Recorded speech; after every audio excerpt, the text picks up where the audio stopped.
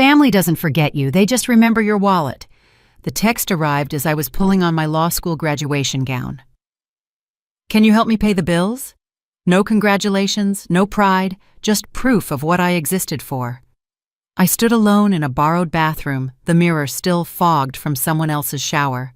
The apartment belonged to a classmate who had offered her place when she heard I needed somewhere to get ready. She didn't ask why I wasn't at home with my family. She just handed me a key and said she'd meet me at the ceremony. My mother was in Paris with my brother Lucas, the same brother who had shrugged last month and asked, "What's so special about a graduation anyway?" They hadn't forgotten my graduation. They remembered my bank account. I didn't reply. I blocked the number. That was the day I stopped funding their silence and quietly began taking my power back. The gown felt heavier than it should have. Not because of the fabric, but because of what it represented. Years of debt spreadsheets, night classes after full shifts, weekends buried in case law while everyone else posted brunch photos. I had started law school at 28, 4 years older than most of my classmates, because I'd spent my 20s working jobs that paid well enough to cover my parents' shortfalls. By the time I enrolled, I had savings most people my age didn't have, and a bone-deep exhaustion most people my age couldn't understand. This wasn't a celebration. It was a finish line I'd crawled across alone. My name is Sophia Whitmore. I was 32 years old that morning, and this wasn't a dream come true. It was survival with a diploma attached. I'd been the responsible one for as long as I could remember, the one who learned early that asking for help came with strings. That gratitude was expected in advance, that being good meant being quiet. When money was tight, I found extra shifts. When my parents needed help, I rearranged my life. When Lucas needed a little boost, I covered it. None of it was dramatic. It was routine. That's how you don't notice the cost until you stop paying. I thought about my brother as I adjusted my cap in the mirror. Lucas was 2 years younger than me, but had always been treated like the elder, the one whose needs came first, whose feelings required management, whose potential was always just about to bloom. He'd started 3 different business ventures in the past decade, each one funded partially by loans he never repaid, and partially by money I sent home without being asked. Our parents called him entrepreneurial. They called me reliable. The difference in those words contained everything. I checked my phone again, half expecting a delayed, "We're so proud of you." Nothing. No missed calls, no group chat buzzing with plans. The silence wasn't new, but today it was louder. I told myself not to spiral. People get busy. Flights get delayed, time zones blur. I had told them the date months ago, sent reminders, and shared the program link. They'd responded with thumbs-up emojis and vague enthusiasm. I'd translated that into hope, because that's what I'd always done, filled the gaps myself. Then I opened social media. There it was, a bright, effortless photo from my mother tagged by Lucas, a cafe table somewhere far away, croissants arranged artfully beside 2 cups of coffee, captions, in all caps about being in love with this city. Paris. Again. The city wasn't the point. The choice was. The timing was. The fact that it never occurred to them to hesitate. I scrolled through the comments. Friends of my mother leaving heart emojis. Someone asking how long they'd be staying. Lucas responded that they might extend the trip if the weather held. My graduation was happening in 6 hours, and they were discussing whether to stay longer. I remembered Lucas's laugh the last time I'd mentioned graduation. We'd been on a family video call, rare enough that I'd noted it on my calendar, and I'd mentioned the ceremony date. My mother had nodded absently, already looking at something off screen. My father had said, "That's nice, sweetheart." And Lucas had laughed that casual, dismissive sound he made when something didn't register as important to him, and said, "What's so special about a graduation anyway? You walk across a stage and get a piece of paper." It hadn't sounded cruel at the time, just dismissive, like the weather, like something that didn't require him to adjust his plans. Standing there, gown half-zipped, I realized this wasn't an accident. It was a decision. The text sat on my screen like an invoice.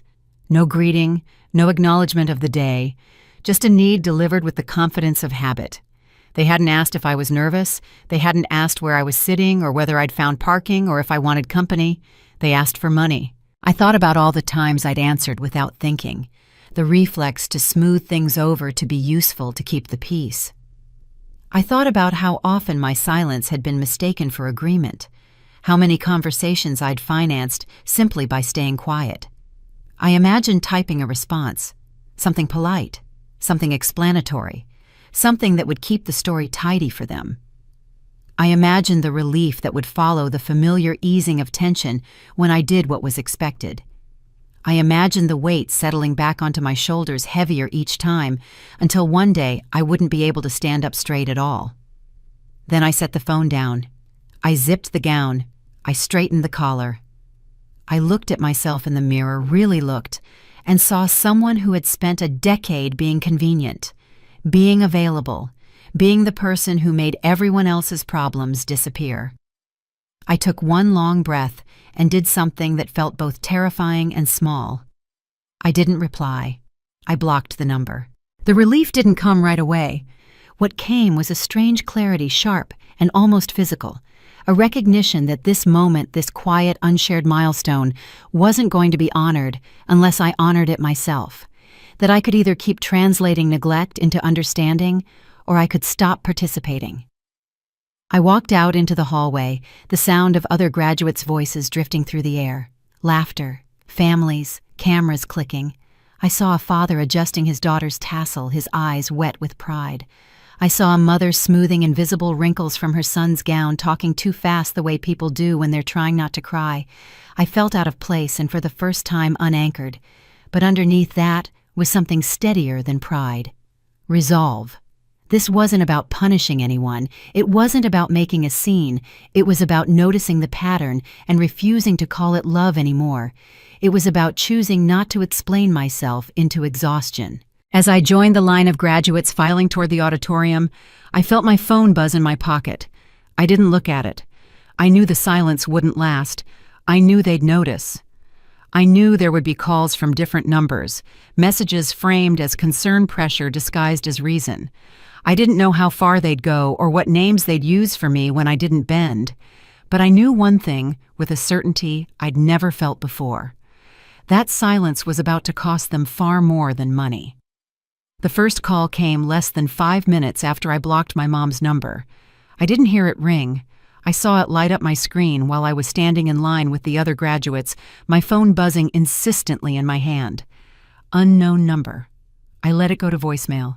It rang again and again. Then my phone vibrated with a message from an app I barely used anymore, one my mother had insisted we all download years ago for family communication, but which had mostly served as a platform for her to share articles about Lucas's various ventures.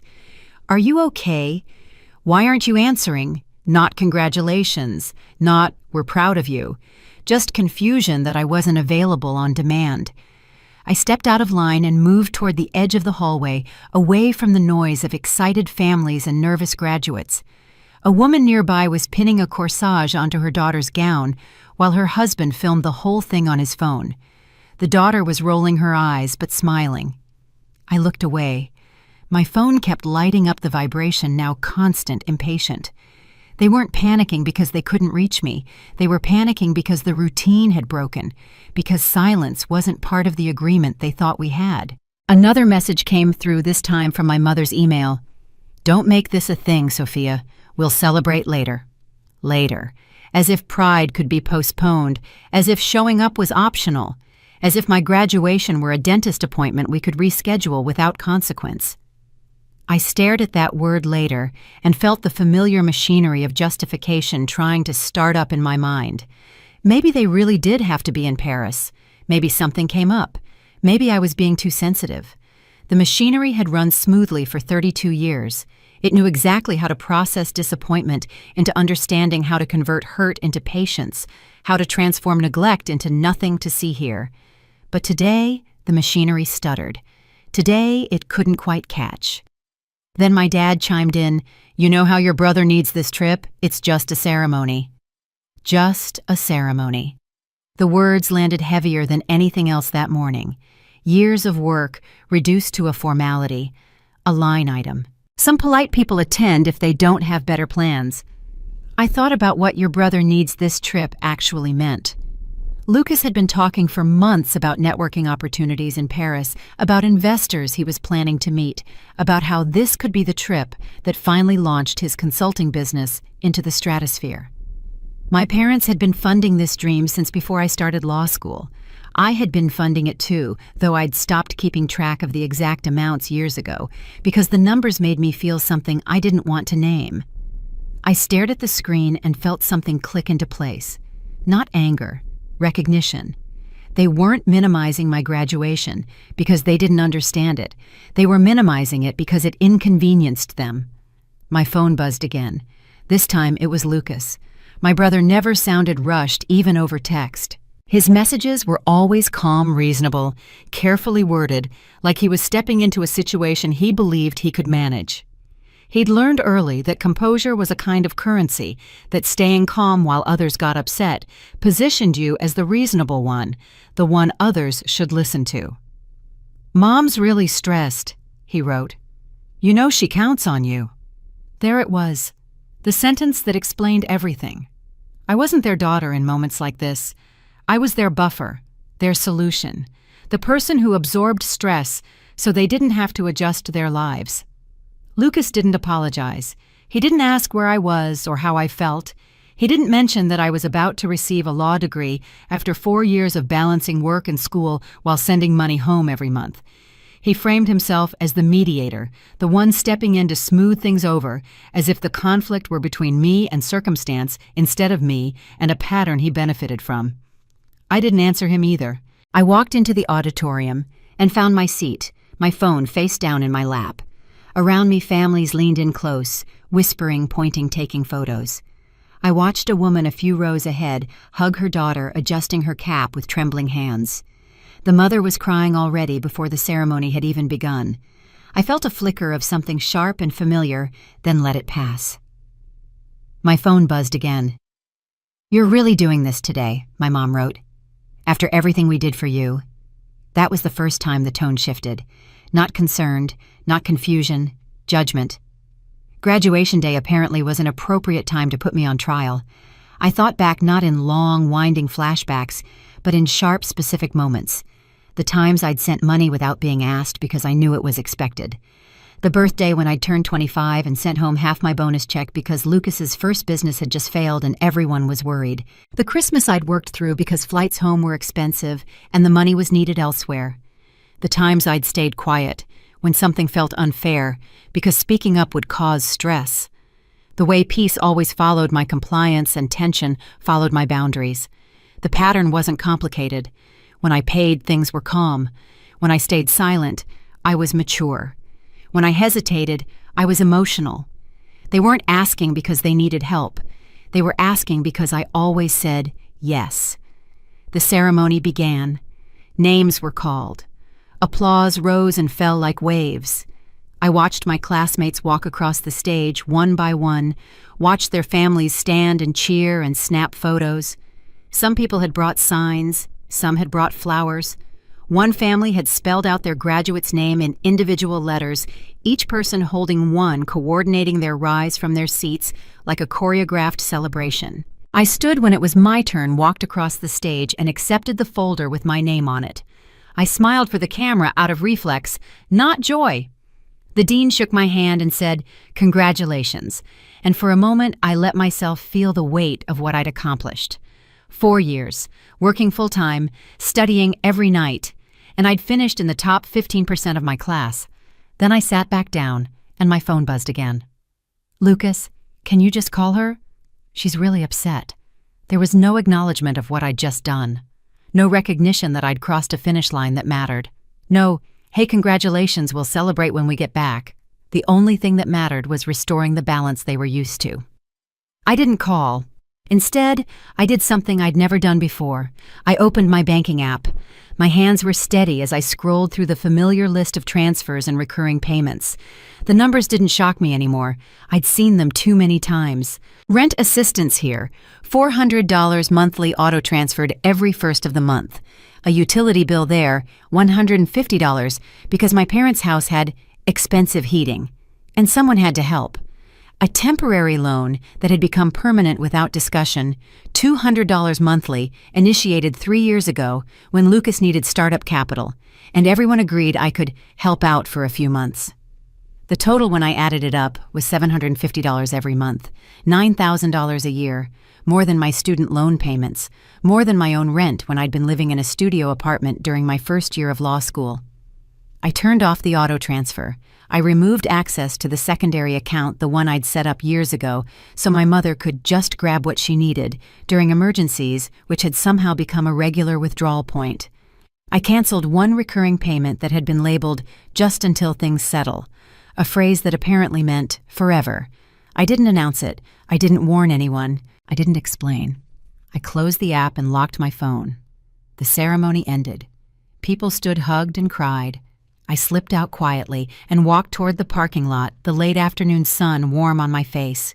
The sky was clear and blue, the kind of perfect spring day that felt like a gift.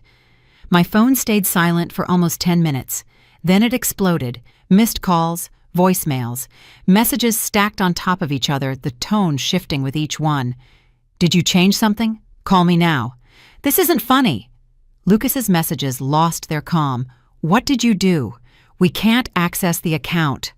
My mother's words sharpened. "This is not okay, Sophia. You can't just disappear like this." Disappear. As if I hadn't been present for years. As if my availability had been mistaken for visibility. I didn't respond. I sat in my car and watched families load folding chairs into trunks, watched balloons bob in the breeze, watched life move forward without waiting for my explanation. The messages kept coming faster now. The calm veneer was gone. The irritation had turned into something closer to fear. They weren't used to this version of me. The one who didn't explain herself into exhaustion. The one who made changes without asking permission. As I pulled out of the parking lot, my phone buzzed again. I didn't look at it. They thought I was being emotional. They thought this was about a ceremony. They hadn't realized I'd already stopped playing my old role. Silence lasted longer than I expected, but not in the way I hoped. I thought if I stopped answering, stopped reacting, the noise would die down on its own, that people would eventually get bored and move on.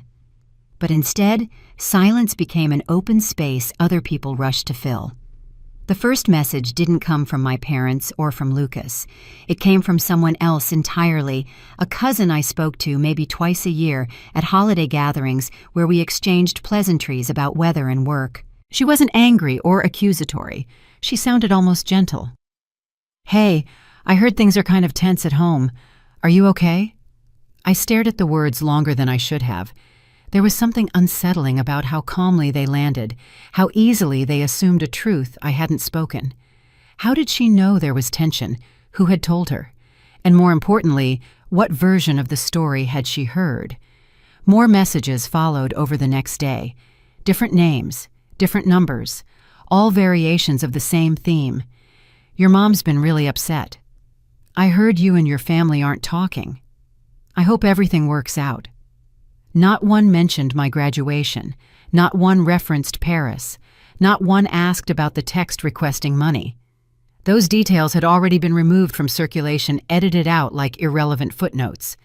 What remained was a clean, portable version of events where tension existed without cause and hurt existed without context.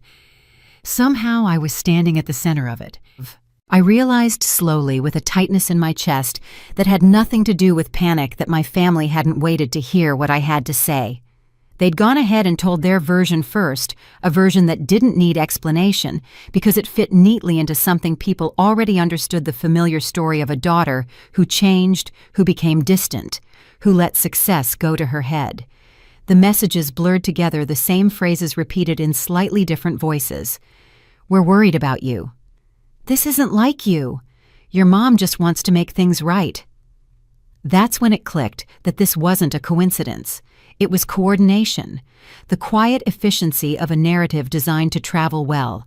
In their telling, I wasn't overwhelmed or hurt. I was cold. I wasn't setting boundaries. I was different after law school. That phrase showed up more than once, like a diagnosis passed between people who hadn't examined the patient. Someone told me my dad said I thought I was better than everyone now, that I'd let my degree change me. Someone else said my mom didn't recognize me anymore, that I wasn't the same girl she raised. My graduation, the event they couldn't be bothered to attend, had somehow been transformed into evidence. Not of effort or resilience, but of ego. It struck me then that my achievement had never been neutral to them. It had always been a liability. A reminder that I was capable of stepping outside the role they'd assigned me. As long as I was the reliable one, the one who helped the one who showed up my education was tolerable. But the moment I used that education to question the arrangement, the moment it gave me the confidence to say no, it became a threat. Lucas, of course, was protected in every version of the story, described as stressed, overwhelmed, under pressure, someone who hadn't meant anything by the timing of the trip. As if Paris had happened to him instead of being a choice he made. As if the trip were weather, something that occurred rather than something decided. The trip itself was reduced to bad luck, an unfortunate coincidence, while my graduation was described as flexible, something that could be celebrated any time. The story was crafted carefully, so no one had to apologize or take responsibility. Except me. I understood then that this wasn't about misunderstanding or hurt feelings, it was about control. About maintaining a system where my availability was assumed and my absence needed to be explained away before it inspired questions. They didn't need me to speak. They needed everyone else to believe them first, to accept a version of me that justified their behavior without requiring change. My silence wasn't something they were reacting to anymore. It was something they were actively replacing, rewriting, with enough confidence that it became truth by repetition. I felt the pull to correct it, to set the record straight, to send one long message that laid everything out in order. I even started drafting it once late at night, cataloging dates and amounts and messages, building a case as if I were preparing for trial. But I recognized the trap for what it was. Any defense I offered would be folded into their narrative as proof of my emotional instability, my sensitivity, my inability to let things go. "See how she keeps bringing up money," they'd say. "See how she can't move on." I wasn't willing to argue inside a frame designed to keep me on trial, so I didn't post anything. I didn't send explanations or receipts.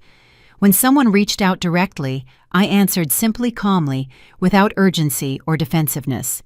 "Thanks for checking in. I'm doing fine." I refused to perform the role they expected, neither the grateful daughter returning to the fold, nor the angry villain confirming their story. Without my reactions, their narrative lost momentum. There were no angry texts to forward, no dramatic replies to quote, no evidence of the villain they'd described.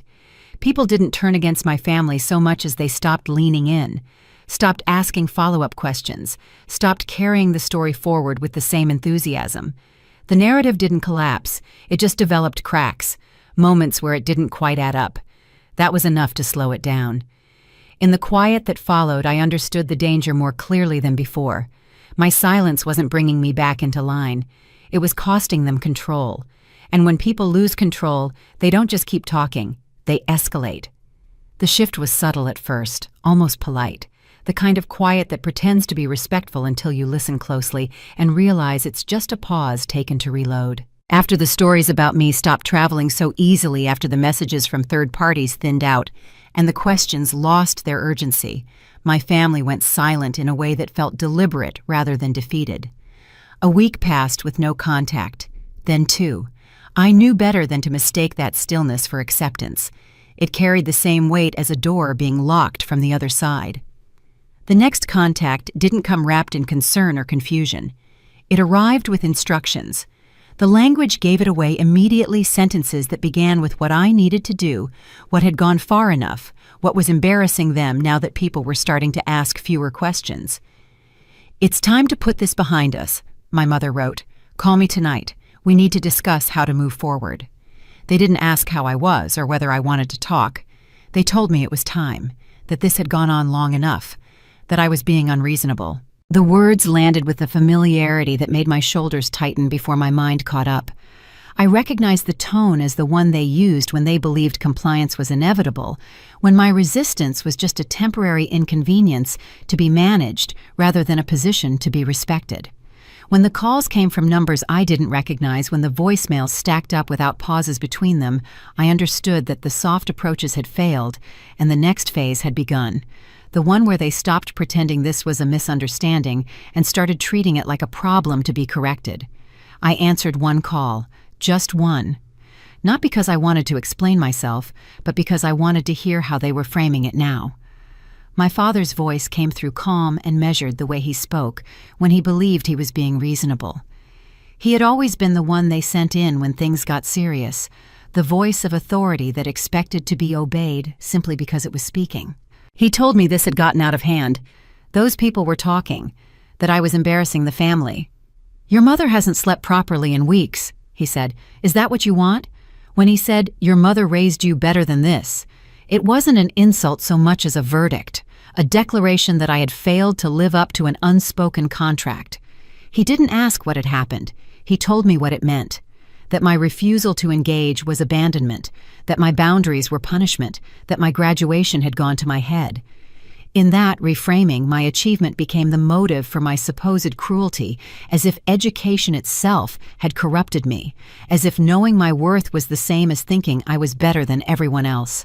My mother followed with messages that leaned hard on obligation without ever naming it directly, reminders of sacrifices made, of years spent supporting me, of everything they had done that now required repayment.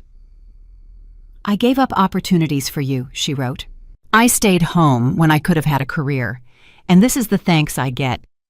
Every sentence ended where it always did, with the assumption that I would eventually step back into place, because that's what I had always done before. The messages weren't really arguments, they were statements of faith in a version of me that no longer existed. Lucas reappeared too, not as the reasonable intermediary this time, but as a shield, insisting Mom couldn't handle the stress, that I was stronger than this, that I should be the bigger person. "You know how she gets," he wrote. "You've always been the one who could handle things.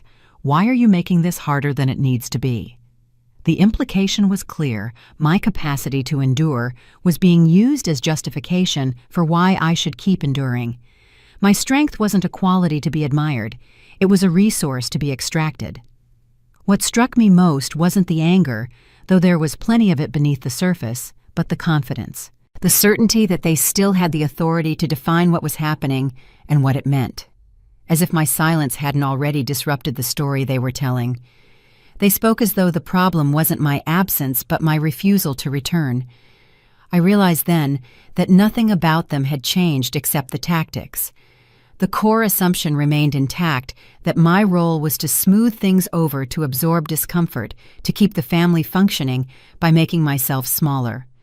When I didn't respond to the commands disguised as concern, the language sharpened further, accusations replacing explanations. Words like selfish and ungrateful appear where empathy was supposed to be. For the first time, there was no attempt to maintain the image of a reasonable family misunderstanding, just raw frustration that the usual levers weren't working. I noticed something else too, something I hadn't allowed myself to see before.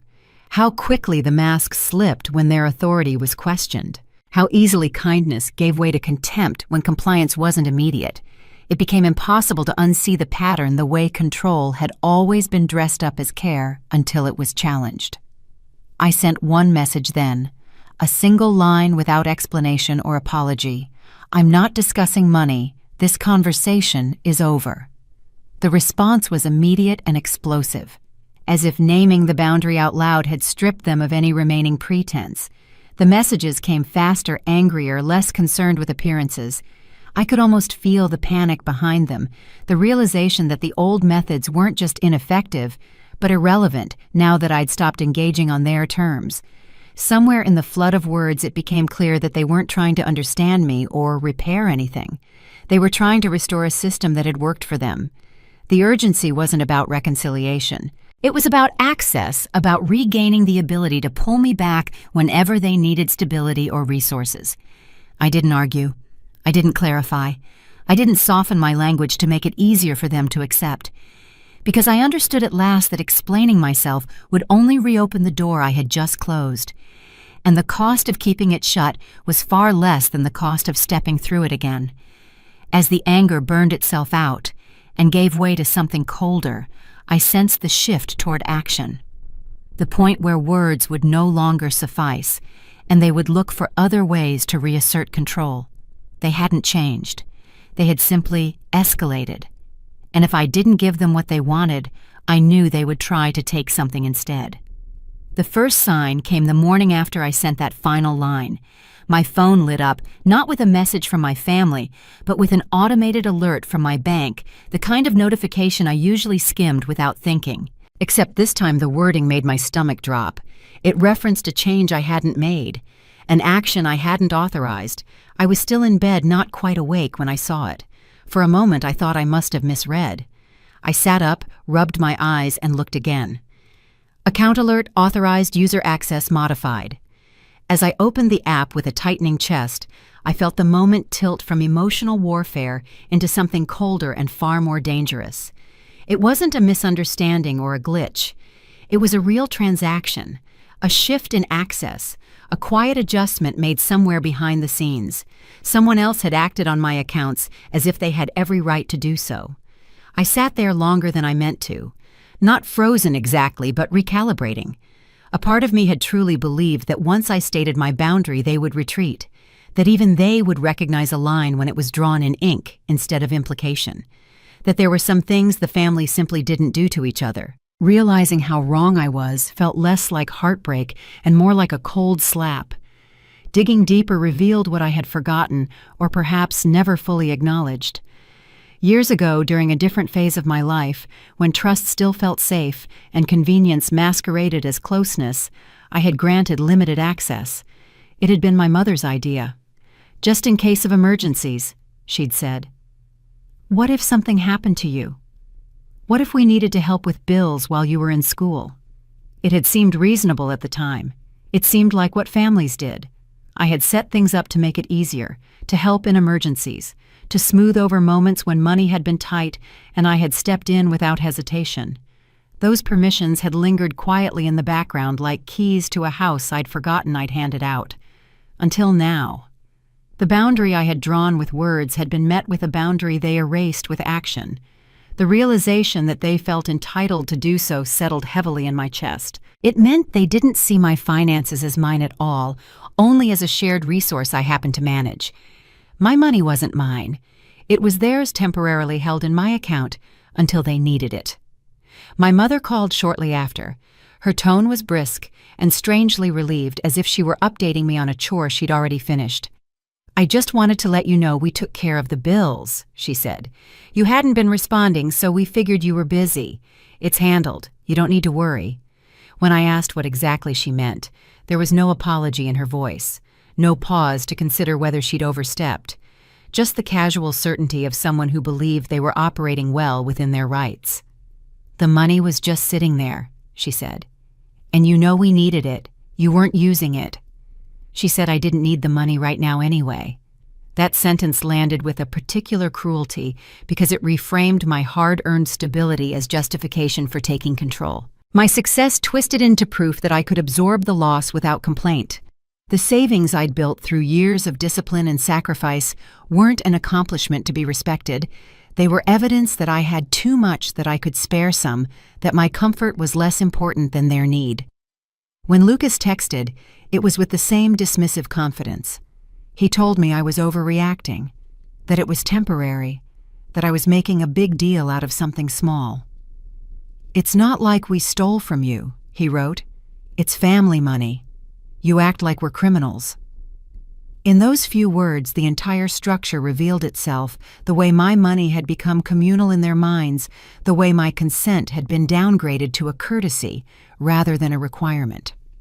There was a moment then, brief but absolute, when the last trace of doubt fell away. I stopped wondering if this was stress or poor communication or an unfortunate series of misunderstandings. No one accidentally does something like this. You don't cross a line you don't believe exists. They hadn't stumbled into this violation. They had stepped over it deliberately confident I would either forgive them or be forced to accept it. That confidence was the most damning part of all. I didn't argue with them or demand explanations. I didn't raise my voice or threaten consequences. Something in me had gone very still, the way it does when panic gives way to focus. Instead of reacting, I started making calls, quiet ones, methodical ones, to the bank, to a financial advisor I trusted, to people whose job it was to understand systems and shut doors properly. I spent the next several hours on hold explaining my situation to representatives, verifying my identity, signing documents, and answering security questions. It was tedious and exhausting, but it was also clarifying. Each form I filled out, each password I changed, each authorized user I removed, it felt like reclaiming territory I hadn't known I'd surrendered. I revoked access piece by piece, reset credentials, separated accounts, built walls where there had once been open hallways. I did it without informing my family, not out of spite, but out of necessity, because announcing it would only invite interference. I was done negotiating my right to autonomy. The process took hours. By the time it was finished, my hands were steady in a way they hadn't been all morning, the kind of steadiness that comes from reclaiming ground you didn't realize had been occupied. The fallout was immediate and unmistakable.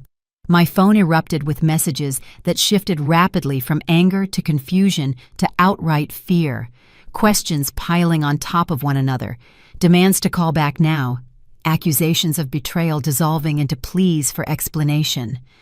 Through it all, there was no talk of boundaries or respect, only the raw panic of people who had lost access to something they relied on.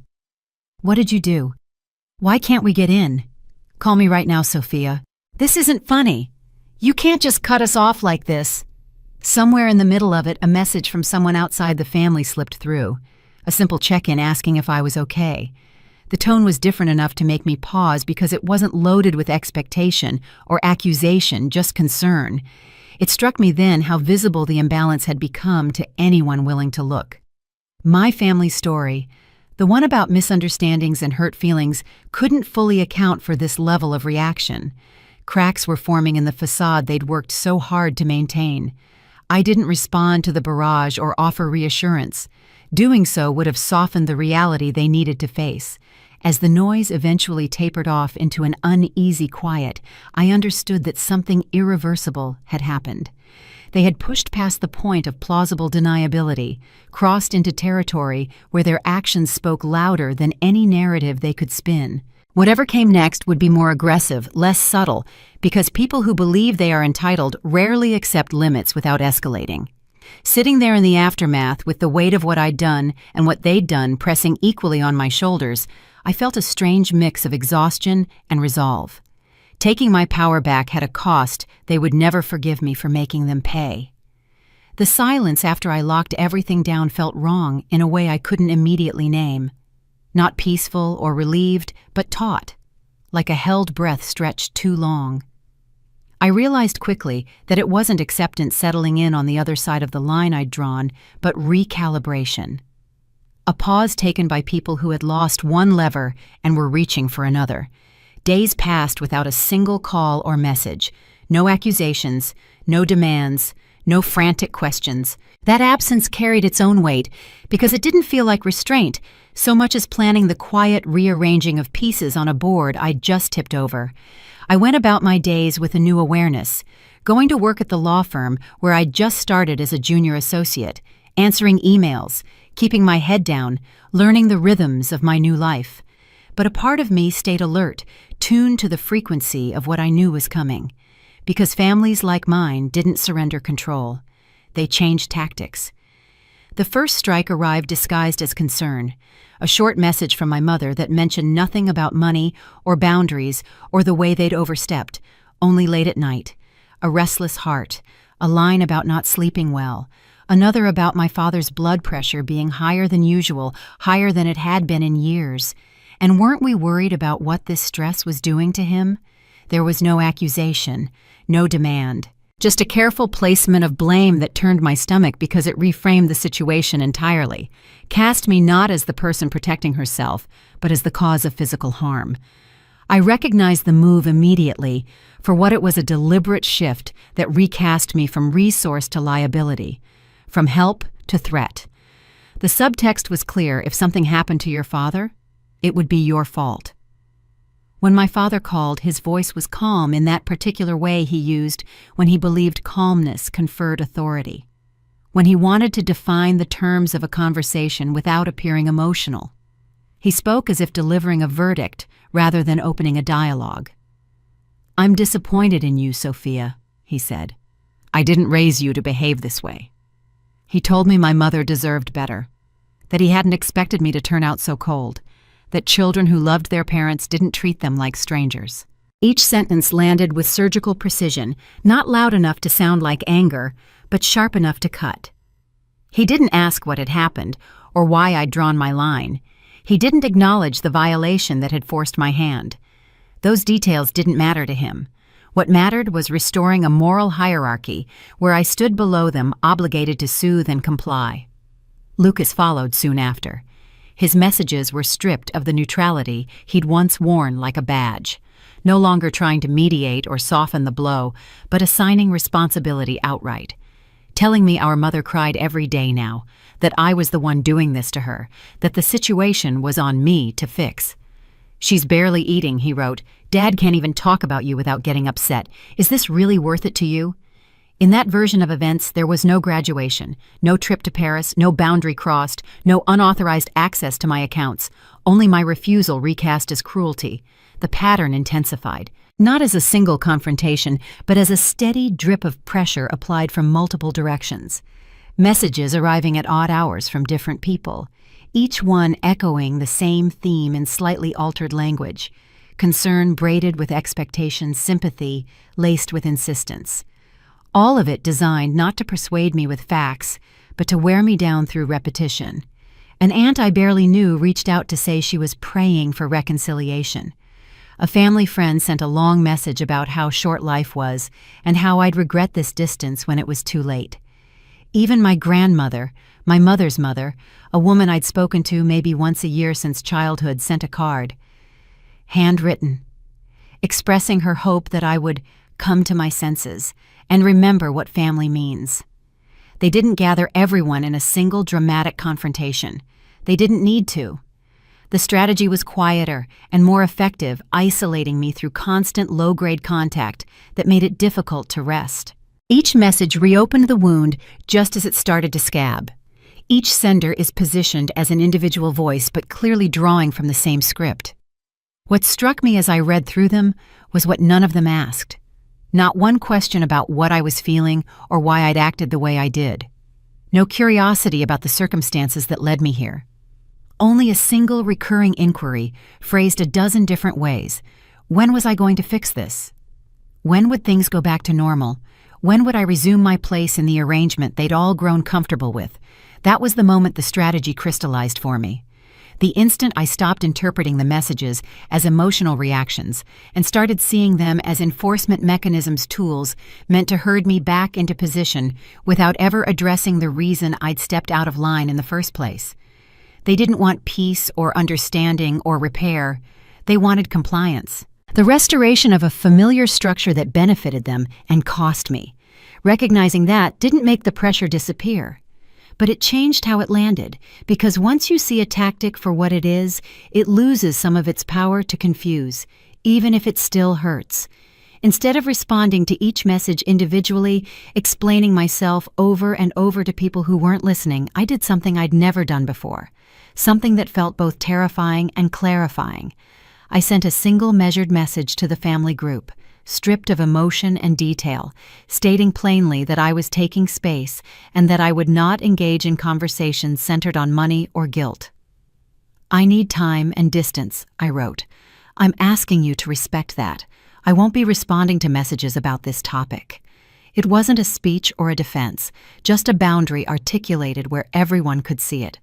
The effect was immediate and telling. Some responses never came at all, the silence from those corners louder than any argument, while others arrived too quickly and with too much intensity, revealing cracks in the unified front they'd tried to present. Frustration bleeding through in sharp bursts, anger surfacing where concern had been the chosen mask moments before. The group dynamic shifted in real time, voices overlapping, tones diverging.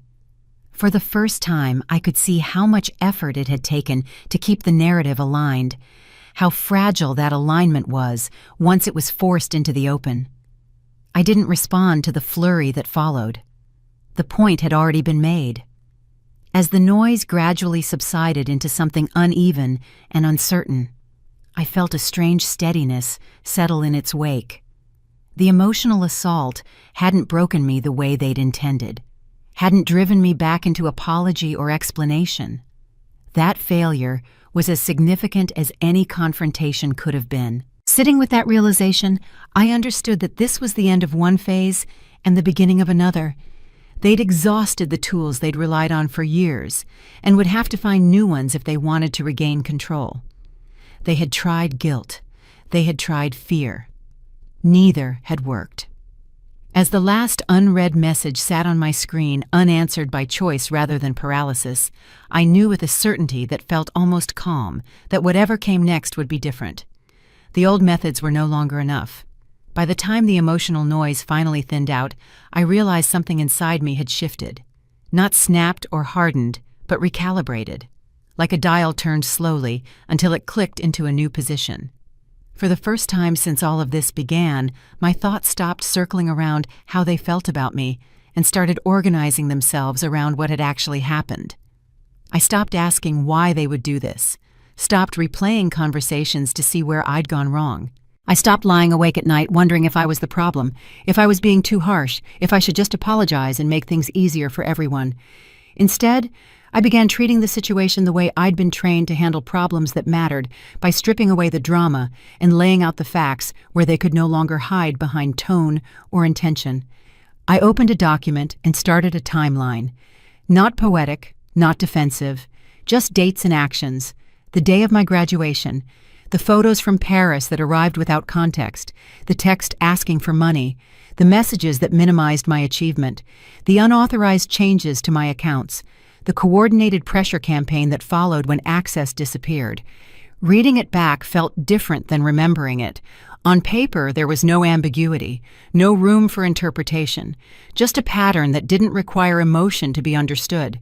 Seeing it laid out that way was clarifying in a way I hadn't expected. It turned something that had felt overwhelming into something concrete, something I could actually respond to without losing myself in it. From there, my attention shifted to the financial threads that had kept me tethered far longer than I'd realized. The recurring transfers, the open-ended commitments, the promises I'd made casually and never revisited because saying yes had always seemed easier than explaining no. I created a spreadsheet, listed every payment I'd made over the past 5 years, the monthly transfers, the emergency requests, the loans that were never repaid, the bills I'd covered because someone was between jobs or going through a rough patch. When I totaled it up, the number made me sit back in my chair. Over $60,000 in 5 years. That was more than some people made in a year. It was a down payment on a house. It was financial security I'd handed over piece by piece, never seeing the whole until now. As I reviewed the entries one by one, it became clear that very few of these obligations were formal or mutual. They existed because I had been consistent, because my reliability had become a substitute for agreements no one ever asked me to sign. There was no contract, no schedule, no expectation of repayment, just an assumption that I would always be there when needed. The truth settled in with uncomfortable simplicity. They hadn't depended on me because they were incapable of managing without my help. They depended on me because I was predictable, because I showed up every time without forcing anyone else to adjust. That realization reframed everything, especially my relationship with Lucas. It dawned on me that his freedom from consequence had been quietly underwritten by my presence in the background.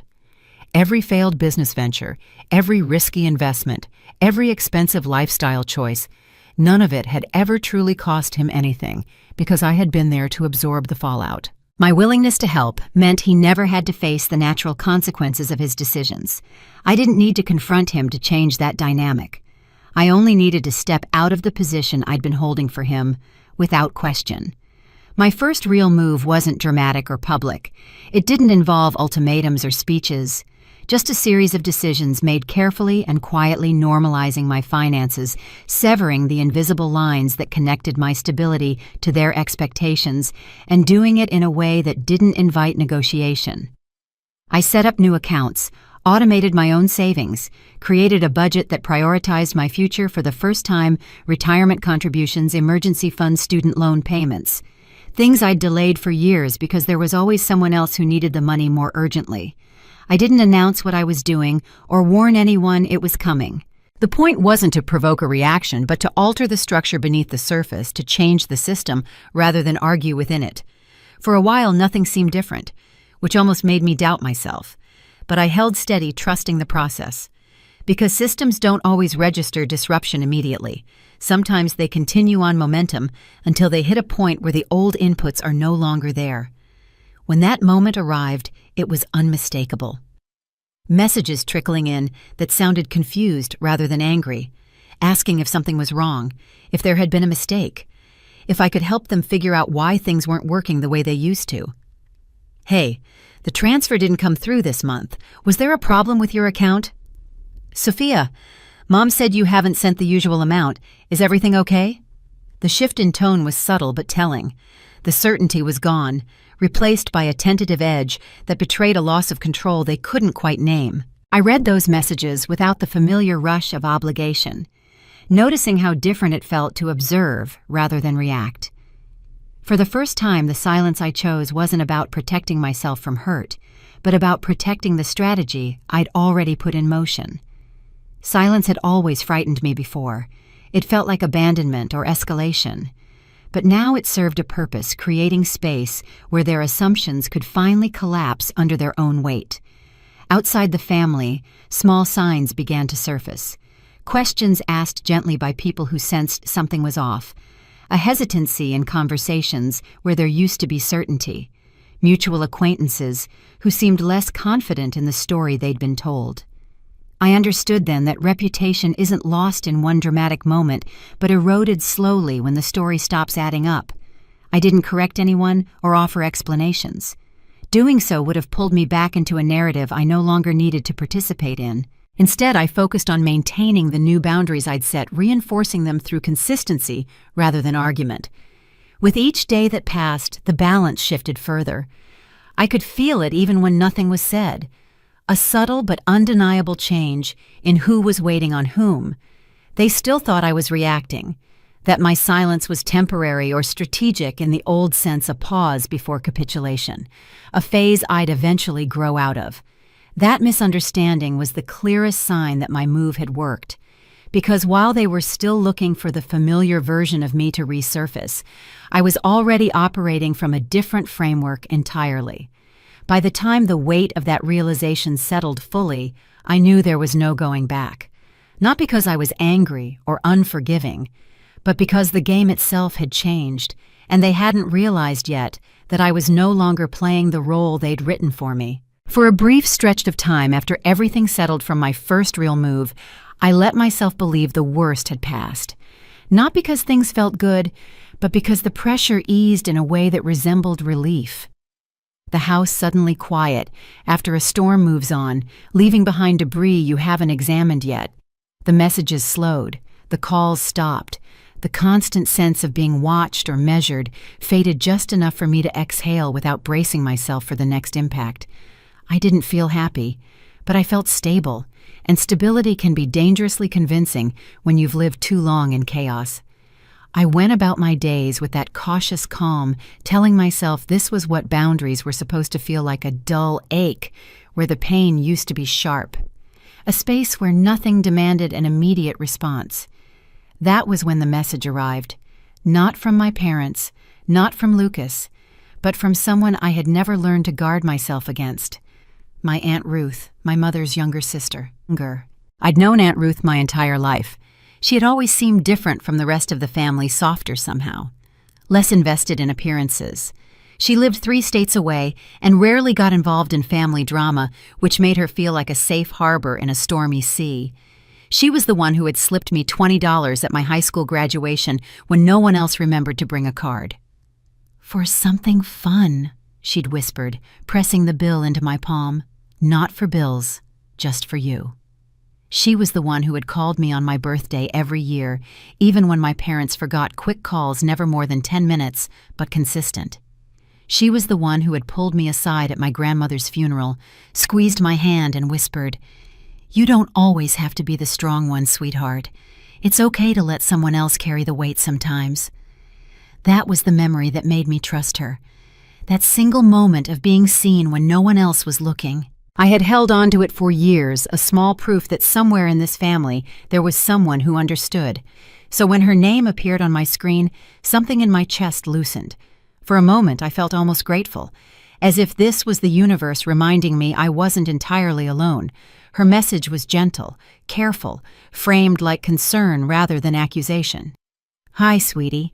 I've been thinking about you. Your mom mentioned things have been tense, and I just wanted to check in. Are you doing okay? I hope you're taking care of yourself. I'm here if you want to talk." There was no blame in the words themselves, but there was an assumption tucked neatly between the lines, one that positioned me as the disruption, the variable that needed smoothing out so the rest of the system could return to normal. I responded cautiously, not defensive, but not open either, keeping my answers brief and neutral. "Thanks for reaching out. I'm doing okay. I just needed some space." That was when the cracks appeared, small at first, easy to miss if you weren't paying attention. She mentioned details she shouldn't have known, references to my finances, to changes I had made quietly, to decisions I hadn't shared with anyone outside the immediate situation. "Your mom said you've been making some changes to the accounts," she wrote, "and that you've been pulling away from everyone. I know things got complicated with the money stuff, but family is family, you know." It landed slowly, the realization that this conversation wasn't happening in a vacuum, that my boundaries had already been discussed, dissected, and repackaged before reaching her. The information she had didn't come from curiosity or coincidence. It came from the same place everything else had come from, filtered and framed in a way that preserved the comfort of the people who had lost control. When I asked how she knew lightly without accusation, she brushed it off. "Oh, you know how families are. People talk. Everyone's just worried about you. We want to make sure you're okay." That was the moment the ground shifted beneath me.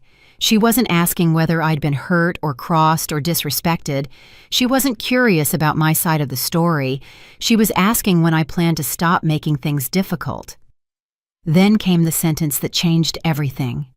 "Sophia, honey, I just think you should let this go. Holding on to grudges, it's not healthy. Peace is worth more than being right. They're still your family, and family forgives each other. That's what we do." I sat very still. I thought about that $20, that birthday call, that squeeze of my hand at the funeral. I thought about how I had built an entire narrative around those small gestures, convinced myself that somewhere in this family there was someone who truly saw me, someone who understood what it cost to be the reliable one, someone who would take my side when it mattered. But here was the truth arriving like cold water. She had seen me. She just hadn't chosen me. The safety I'd felt around her had always been conditional, dependent on my willingness to keep the peace. The moment I stopped absorbing tension, the moment I became the source of discomfort rather than the solution to it, her loyalty revealed its limits. She didn't hate me. She didn't doubt my intelligence or my strength. She simply didn't want to deal with the discomfort that came with acknowledging what had happened. So she chose the path that required the least from her, which was asking me to disappear quietly again. I didn't argue with her. I didn't try to convince her otherwise. Something in me recognized that doing so would only repeat the same pattern under a different name, me explaining myself to someone who had already decided which outcome they preferred. "Thank you for reaching out." I wrote back, "I appreciate you thinking of me. I have to go." And when the conversation ended, I sat with the silence it left behind. It was heavier than the ones before because it carried the weight of a door closing I hadn't known was open. I thought about all the times I'd told myself that Aunt Ruth was different, all the hope I'd invested in those small gestures, and I realized that I'd been telling myself a story I needed to believe because the alternative was too lonely to bear. In the days that followed, I made no announcement, staged no confrontation. I simply withdrew, not in anger, but in acknowledgement. I stopped sending her updates, stopped responding to her occasional texts. Let the relationship fade the way you let go of something you finally understand was never what you thought it was. The cut wasn't dramatic, it was surgical. Precise enough that it didn't provoke an immediate reaction, just a gradual absence that spoke louder than any explanation could. I realized then how small my circle of actual safety had been all along. How many people had benefited from my role as mediator and absorber. How my willingness to stay quiet had kept others comfortable without ever earning me the protection I assumed it did. The betrayal hurt. Not because it surprised me intellectually, but because it dismantled the last illusion I'd been holding on to, the belief that somewhere within the family network there was someone who would choose truth over ease when it mattered. As that belief fell away, something else took its place. A sharper, more accurate map of the system I'd been navigating, one that showed not just my family, but the surrounding structure that depended on my compliance to function smoothly. Seeing it clearly didn't make me angry. It made me resolute. Because clarity has a way of stripping choices down to their essence. I understood that waiting for understanding from people who needed me small was a losing game. And that solitude chosen intentionally was far less dangerous than belonging that required erasure. By the time the full weight of that realization settled, the path forward felt narrow but solid. Whatever came next would have to be built without the false reassurance of conditional loyalty. If loyalty required me to disappear, it was never loyalty to begin with. By the time the silence settled after the last fracture, I wasn't waiting for anything to fill it. That was how I knew I had reached the lowest point without falling apart, because there was no longer a part of me scanning for rescue. No instinct left that believed understanding would arrive if I just explained myself one more time. I stopped offering context, stopped translating my choices into language designed to soothe other people's discomfort. In that quiet withdrawal, there was no drama, no collapse, only a clear and empty space where expectation used to live. It wasn't sadness in the way people imagine it, sharp and consuming, but a flat, lucid stillness. The kind that comes when you finally accept that pleading for fairness from an unfair system is a waste of energy. I went to work, completed my tasks, spoke when necessary, and kept my life contained. Not because I was hiding, but because there was nothing left I needed to prove. There was a woman on my team named Margaret. Late 50s gray hair she never bothered to dye, reading glasses, perpetually pushed up on her forehead like she'd forgotten they were there. She'd been at the firm for 23 years and had a reputation for being direct to the point of discomfort. Partners respected her. Associates feared her. Junior staff either loved her or avoided her entirely. I had worked alongside her for months without much conversation beyond project updates and deadline confirmations. She wasn't warm. She wasn't cold either. She was simply present, efficient, observant, and utterly uninterested in small talk. She didn't ask about weekends or comment on the weather. She didn't remember birthdays or organize office celebrations. But she noticed things. She noticed when someone's work quality changed, when someone started coming in earlier or leaving later, when someone stopped laughing at meetings. One afternoon, we were both in the break room at the same time. I was staring at my coffee, not really seeing it, lost in the familiar loop of thoughts I couldn't seem to escape. When she sat down across from me, I startled slightly. "You've been quieter than usual," she said. Not a question, just an observation. I looked up. "Just some family stuff." She nodded slowly. Didn't push. Didn't offer advice. Didn't tilt her head with that sympathetic look people give when they want you to know they care without actually having to do anything about it. She just said, "Family stuff has a way of following you into the office, doesn't it?" It wasn't sympathy, it was recognition, the kind that comes from someone who has carried their own weight and doesn't pretend otherwise. "It does," I said. And then, because she hadn't asked but somehow created space for me to answer anyway, I added, "I'm handling it." She looked at me for a long moment. "I'm sure you are," she said. And then she picked up her coffee and went back to work. Over the next few weeks, we fell into a pattern. Brief conversations in the break room, comments exchanged over shared projects, questions about work that occasionally drifted into other territory. Nothing dramatic, nothing that looked like friendship from the outside, but something was building, a quiet understanding between two people who didn't need to perform for each other. Then came the day she found me in the stairwell. I hadn't meant to go there. I just needed a moment away from my desk, away from my phone, away from the low hum of tension that followed me everywhere. The office was having one of those loud celebratory days. Someone had landed a big client. There was cake in the conference room. People were laughing and congratulating each other. I couldn't make my face do what it was supposed to do. So I slipped out and found a quiet corner on the stairs between floors where no one ever went. I was sitting on the concrete steps, staring at nothing, when the door opened and Margaret appeared. She didn't ask if I was okay. She didn't apologize for intruding or offer to leave. She just walked over, sat down one step below me with her back against the railing and said, "Tell me." So I did. I told her about the graduation, about Paris, about the text asking for money, about the unauthorized access to my accounts, about my aunt's betrayal, about the coordinated campaign to make me the villain in a story where I'd only tried to protect myself. I told it without cushioning it for her comfort, without editing out the parts that might make me seem difficult or ungrateful, without apologizing for the length or the mess of it. When I finished, she was quiet for a long moment. I could hear the distant sound of celebration from 2 floors up, muffled by concrete and closed doors. Then she said, "So they're not upset about losing you. They're upset about losing control over you." The words landed like a key turning in a lock. "That's different," she continued. "People mix those up all the time. They think if someone's angry, it must mean they care. But anger about losing access isn't the same as grief about losing a person. One is about them. The other would actually be about you." I felt something shift in my chest. Not relief, exactly. Recognition. She looked at me directly. "You're not wrong to protect yourself. And anyone who tells you that boundaries make you cold has never had to build one to survive." There was no suggestion that I reconsider. No gentle pressure to see things from my family's perspective.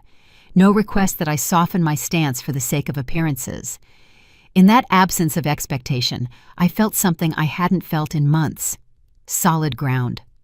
The conversation lasted maybe 20 minutes. Then we both went back to work. She didn't bring it up again unless I did. Didn't treat me differently in front of others. Didn't announce herself as my ally or make our exchange into something larger than it was. But something had changed. In the weeks that followed, Margaret included me in conversations I would have been left out of before, mentioned my name to people she respected, recommended me for a project that raised my visibility in the firm, not as a favor, not with any fanfare, just a quiet word in the right ear at the right time. She introduced me to a partner she'd worked with for years, framing me as someone worth knowing. None of it was dramatic. None of it was framed as a rescue. She simply made space for me in rooms where I hadn't existed before. That was when I understood what support actually looked like. It wasn't constant reassurance or emotional processing. It wasn't someone telling me I was right and they were wrong. It wasn't validation or vindication or any of the things I'd been unconsciously hoping for. It was someone treating my judgment as valid without requiring me to justify it every time. It was being seen as a whole person rather than a problem to be managed. In those new spaces, no one asked how things were at home or whether I planned to make peace. They asked about my ideas, my goals, my availability. They treated me like an adult capable of making my own decisions, which I realized was something my family had never done. The contrast was subtle but profound. Somewhere in the background, my family sensed the shift, not through any announcement, but through absence. The lack of reaction they were used to provoking, the subtle feeling that I was no longer positioned where they could reach me easily. There was a change in tone in their occasional messages, a slight hesitation where confidence once lived, as if they were realizing the familiar levers no longer produced the same results. I didn't celebrate that realization or track it closely. My attention had moved elsewhere toward spaces where my presence was welcomed without condition, where my boundaries weren't treated as obstacles, but as facts to be respected. In those spaces, I found that I didn't need to shrink or perform resilience. I could simply be. That simplicity felt more powerful than any argument I'd ever made. Looking back, it became clear that the difference between spectators and allies wasn't volume or intensity, but cost the willingness to endure discomfort for the sake of truth, rather than demanding that truth be sacrificed for peace. My family had wanted quiet, needed me to absorb tension so the system could function smoothly. They had offered love that came with conditions and support that came with strings. Margaret had simply treated me like an adult, capable of making my own decisions. That was enough. I didn't need everyone to believe me. I just needed one person who didn't need me to disappear. By the time everything finally shifted, there was no anger left to burn through me, no dramatic sense of confrontation or victory. Just a calm that felt almost unsettling in its steadiness, the kind that comes when you've already made peace with your decisions and no longer need the world to validate them. My days moved forward with a quiet precision. Work completed, emails answered. Plans made that didn't factor in anyone else's emergencies or expectations. I woke up, went about my routines, and noticed that my family no longer occupied the background noise of my thoughts. Not because I was suppressing them, but because they no longer held operational relevance in my life. The space they'd once filled had been repurposed, structured around my own future rather than their ongoing needs. I started thinking about what I wanted, really wanted for the first time in years. Not what would help someone else, not what would keep the peace. What did I want my life to look like? Where did I want to live? What kind of relationships did I want to build? The questions felt foreign at first, like speaking a language I'd learned as a child and forgotten. Somewhere in that stillness, the truth settled fully into place. The loudest revenge wasn't anger. It was indifference, reinforced by structure. Once I understood that, the rest unfolded without ceremony. I didn't announce any changes or issue ultimatums, didn't send a message explaining my reasoning or outlining new boundaries. I simply stopped paying. The automatic transfers ended. The recurring expenses quietly fell off my ledger. The temporary support that had somehow become permanent was removed without comment.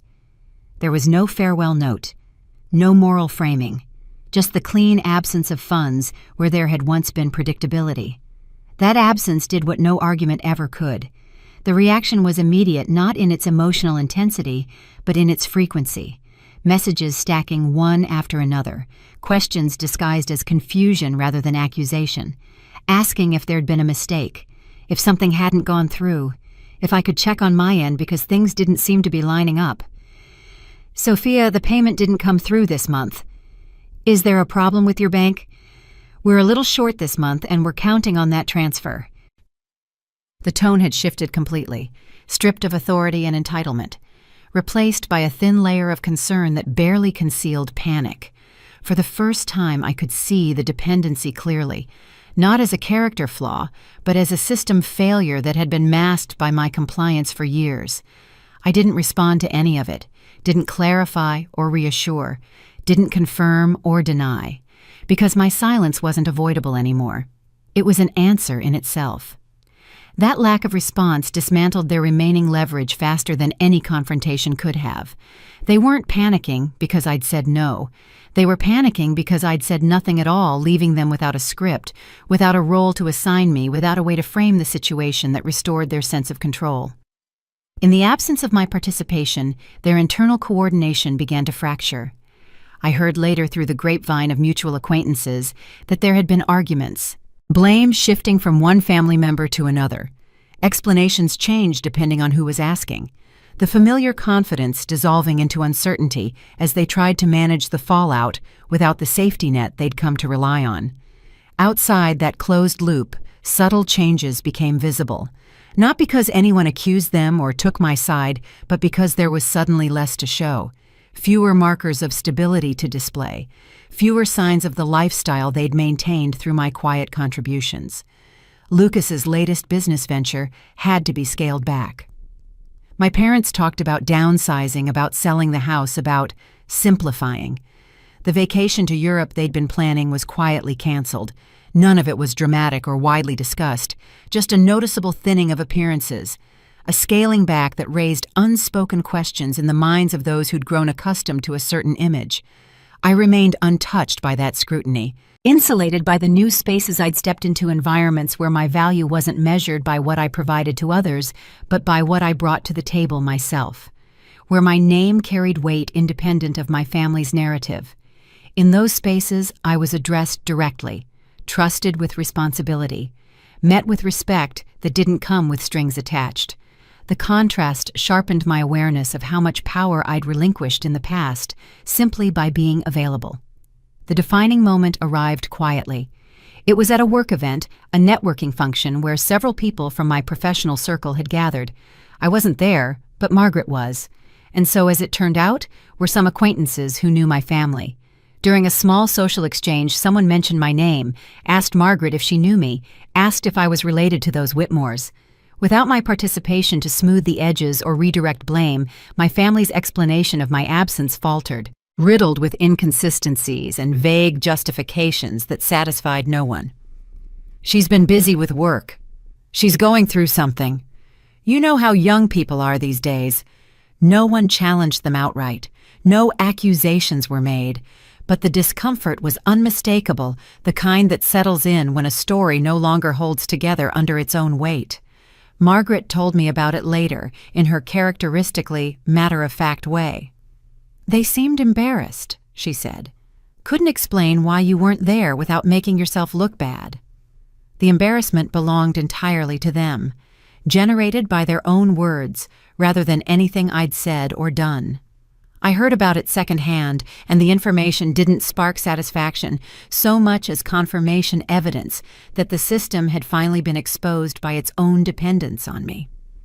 Looking back over the weeks that followed, I noticed what had truly changed wasn't their behavior so much as my position within it. I was no longer the first call, no longer the assumed solution, no longer the invisible resource propping everything up from behind the scenes.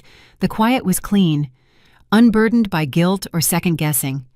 In that clarity, I understood that I hadn't taken revenge at all. I'd taken my life back, reclaimed the agency I'd outsourced for years. They'd noticed only after the infrastructure they relied on had already been dismantled. Standing there with my future unfolding on my own terms, I recognized the shift for what it was, a complete reversal of dependency. For the first time, they needed me more than I needed them. In that realization, I finally understood what power really meant. The invitation arrived on a Tuesday afternoon. My cousin's wedding, 3 months away. A formal card with gold lettering and my name written in careful script, as if nothing had happened, as if the past several months had been a pause rather than a rupture. I held the card for a long time, turning it over in my hands. The return address was my aunt's, not Aunt Ruth, but another aunt, one I barely knew. The invitation itself was beautiful, cream-colored cardstock, embossed letters, a delicate ribbon tied around the envelope. A traditional wedding for traditional people who believed in traditional things like family unity and showing up and pretending everything was fine. This was the test I'd known was coming. Not a phone call I could ignore. Not a text I could leave on read, a public event, a family gathering, a stage where my absence would be noticed and my presence would be interpreted. The messages started within days of the invitation arriving. "We really hope you'll come. It would mean so much to your cousin. Family is family, Sophia." The words were carefully chosen, stripped of accusation, framed as invitations rather than demands. But they carried a familiar shape, one I recognized immediately: access without accountability. There was no apology tucked between the lines, no acknowledgement of harm, only a request to reset the board to a version where everyone could keep their positions. Then came the calls from extended family, people I hadn't spoken to in months, suddenly reaching out with the same gentle pressure. "You only get one mother. You don't want to regret this someday. Whatever happened, surely it can be worked out. Life is short, Sophia. Family is forever." The comments weren't informed by facts or malice. They were shaped by discomfort, by the collective unease that settles when someone refuses to perform the role everyone's grown accustomed to. I understood then that the wedding wasn't really about my cousin. It was a referendum, a chance for my family to demonstrate that order had been restored, that the prodigal daughter had returned, that whatever unpleasantness had occurred was now behind us. My presence would be their proof. My absence would be my statement. I thought about what it would cost me to go. the small talk I'd have to navigate with relatives who had chosen not to ask my side of the story, the concerned glances, the whispered conversations that would stop when I approached. The questions are phrased as caring, but designed to extract information. The exhausting performance of normalcy, while everyone waited to see if I'd cracked. I thought about sitting at a table with my mother, pretending we hadn't crossed lines that couldn't be uncrossed. I thought about watching Lucas charm the room with his easy smile, knowing I had funded his freedom. I thought about my father making a toast about family values and the importance of sticking together, his eyes sliding past me as if I weren't there. I thought about what it would cost me not to go, the story they'd tell about my absence, the way it would confirm every narrative they'd built, the permanent position it would assign me in the family mythology, the cold one, the ungrateful one, the one who couldn't let go of a grudge. And then I asked myself the question that mattered most. What do I actually want? Not what would make them comfortable, not what would prove my point, not what would satisfy some abstract notion of justice or fairness. What did I want? The answer came quietly without drama. I wanted peace, not their version of peace, the kind that required my silence and compliance. Real peace, the kind that came from no longer arranging my life around their expectations. I wrote back to the cousin directly, a brief note congratulating her on her engagement, wishing her happiness, explaining that I wouldn't be able to attend, but that I hoped her day was everything she wanted it to be. I sent a separate message to my mother, not angry, not defensive, just clear. I won't be at the wedding. I wish the family well, but I'm not ready to be in that space. I hope you can understand. The response came within minutes. Not explosive, but telling. It sidestepped my words entirely, circled instead around how difficult this was for them, how hurt they felt, how unnecessary this distance seemed if I truly cared about family. "You're really going to miss your cousin's wedding," my mother wrote. "After everything, this will follow you forever, Sophia. People won't forget." They didn't reject my boundary outright. They ignored it, which was its own answer. At that moment, the choice crystallized, not as mercy versus cruelty, but as mercy versus power. I understood that choosing power didn't mean punishing anyone. It meant refusing to bleed so others could feel whole. I didn't cut them off completely or close the door with finality. I simply left it where it was on my terms, no longer the center of my decisions or the measure of my worth. The wedding came and went. I spent that Saturday hiking alone on a trail I'd been wanting to explore for months. The kind of hike that required attention, steep in places, rocky in others, with views that made you stop and catch your breath. I turned my phone off and put it in my backpack. The autumn air was sharp and clean in my lungs. The leaves were changing colors, reds and golds scattered across the forest floor. I didn't think about what was happening in that reception hall. I thought about the trail ahead of me. The next step, the next breath, the way my body felt moving through space, strong and capable, and entirely my own. At the summit, I sat on a rock and ate a sandwich I'd packed. The view stretched for miles. I could see other hikers on distant trails, tiny figures making their way up their own mountains. I thought about how strange it was that a year ago I would have been at that wedding, playing my role, smiling on cue, going home exhausted and hollow. When I turned my phone back on that evening, there were no messages, no calls, just silence. It was the first silence that felt like mine. There was no triumph in it, no dramatic sense of victory, just a steady alignment with myself that felt more honest than anything I'd known before. I didn't need to win against them or prove anything to the world. I only needed to stop losing myself in the process of being acceptable. I chose power not to deny them mercy, but to finally extend it to myself. Peace didn't arrive with fireworks or a dramatic sense of closure. It arrived quietly, almost unnoticed at first, because no one was pulling me back anymore. My days stopped revolving around anticipating emergencies that weren't mine to solve. My phone stayed where I left it without the reflex to check whether someone needed something. The constant mental calculus, am I being unfair? Am I overreacting? Am I about to disappoint someone, simply dissolved. Work filled the space with its own rhythm. I was building a reputation at the firm now known for thorough preparation and clear thinking. I got my first solo client, then a second. Partners started knowing my name. Plans unfolded without contingency clauses for other people's crises. The absence of that old tension felt unfamiliar in a way that took time to trust. I realized I wasn't proving anything anymore. Not my loyalty, not my usefulness, not my capacity to endure. The relief of that realization settled slowly, like a body learning a new posture after years of strain. I started doing things just because I wanted to. I took a weekend trip to the coast for no reason other than that I'd never seen that particular stretch of beach. I signed up for a pottery class because I'd always been curious about working with clay. Bought flowers for my apartment, something I'd never done before because it had always seemed frivolous. Now it seemed like exactly the kind of small pleasure I'd been denying myself for far too long. When I looked back at the version of myself who had carried everything without complaint, I didn't feel anger or contempt, only distance. A clear-eyed understanding of how thoroughly she'd been conditioned to disappear. She showed up early, paid without being asked, stayed quiet when something hurt. I learned to equate love with reliability.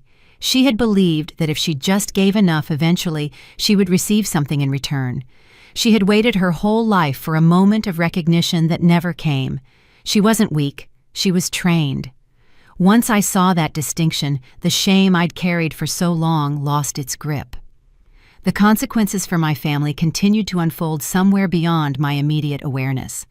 Not because I was avoiding the truth, but because their outcomes were no longer mine to manage. I heard fragments through other people, vague references to adjustments and changes to difficult times and family stuff. Lucas's business finally failed for good. My parents sold the house I'd grown up in and moved to a smaller place. There was talk of my father retiring early, of belt-tightening, of getting back to basics. I didn't ask for details. I didn't need them. Disengaging meant relinquishing the role of witness as well as caretaker. Their image shifted without my participation. Whatever came of that belonged to them, not as punishment, but as the natural result of a system recalibrating after losing its central support. In the meantime, my world expanded in quieter, more deliberate ways. Through relationships that didn't demand performance or sacrifice as the price of belonging. Through friendships with people like Margaret. People who treated me like an adult from day one. Through connections that functioned without roles attached, where support moved in both directions and help didn't come with an invoice written in silence. I learned how to accept assistance without translating it into debt, how to show up without vanishing, how to recognize that love which cost your voice isn't love at all. It's a transaction you were never told you could refuse. The mirror moment came unexpectedly. A message passed along through someone else, softer than before, stripped of urgency and demand, asking how I was, expressing a vague hope that things might be better someday. It came through a cousin I'd always liked, one who had stayed neutral during everything, who hadn't taken sides or spread stories.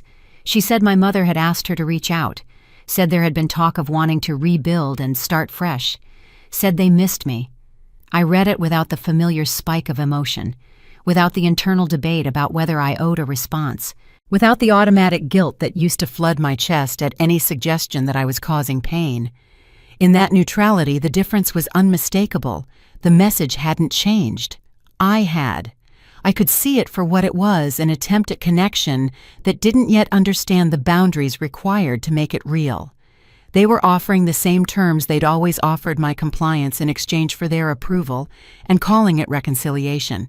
Instead of feeling compelled to answer, I allowed it to exist without action, trusting my judgment for the first time.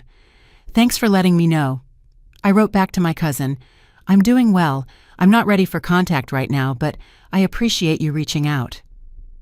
Naming the truth no longer felt like an act of defiance. It was simply accurate to say that they hadn't forgotten me, they'd just remembered me when it was convenient. That recognition no longer made me smaller or uncertain. I didn't need them to choose me retroactively or validate my absence to justify my decision. My life had already adjusted around the absence of their expectations. It was fuller than it had ever been. Not louder or busier, but more honestly mine. The version of myself standing here didn't measure success by degrees earned or titles achieved, but by the freedom to walk away without explanation, to live without being summoned, to remain intact in spaces that once demanded erosion. When I say I'm not who I was, it isn't a declaration of superiority or bitterness. It's a simple acknowledgement of growth that didn't require anyone else's participation. I didn't burn bridges or dramatize my exit. I stopped standing on them while they collapsed. The quiet that followed felt like ground at last. Some evenings now I sit on my balcony with a glass of wine and watch the sun go down. I think about the woman I used to be, the one who was always running toward the next crisis, the next need, the next chance to prove her worth.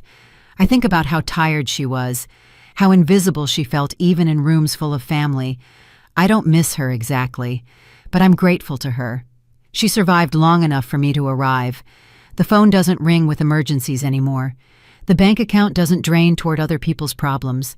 The calendar isn't filled with obligations I never chose. And when I think about the future, really think about it with hope instead of dread, I don't see myself alone. I see myself surrounded by people who chose to be there, people who don't need me to be small to feel big. That's what peace looks like, I think. Not the absence of conflict, the presence of choice. If this story landed somewhere close to home, tell me, when did you realize it was time to stop paying for silence? And if you've ever been the invisible one in your own family, know this. You're not alone here.